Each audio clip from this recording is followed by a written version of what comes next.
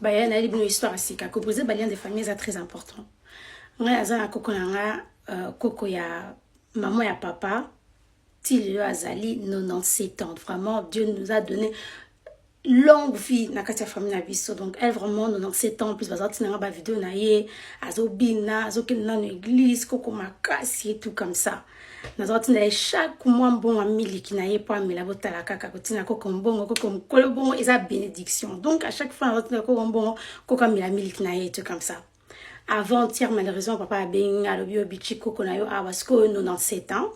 Bah koko na yo a moyen te a linisu kolia te azotele mape lisusu te a okepe su église te total la ka nzambe ngabi dans quel sens ya ngoni na bengi yo awa pona loko azoyoka biso nanu yo peso zana iloko aloba oyebisa koko na yo azana nanu awa na zo téléphone et tout j'étais émotionnelle nabi ngam nazo compter 100 nazo kitaka nanga wesh c'est quoi ça.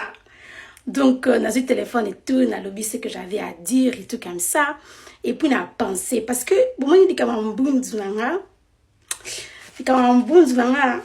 et où t'es pas qu'on a bisou, qu'on va tenir la photo pour la première fois, on a talibou, on a dit, n'a pas qu'on a gagné qui tambala, mais n'a pas qui tambala en arrière. Donc, j'avais tout compris.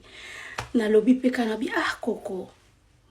Ce qui nous a décidé à ce Coco, pardon.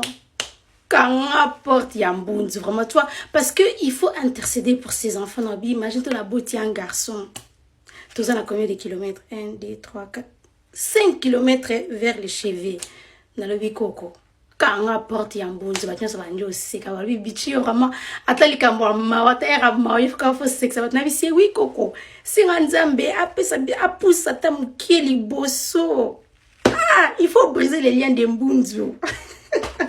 La sécurité ressemble à la prière pour la coco, la qui ça senta. Bon intercéder ce soir là pour mon coco. Merci.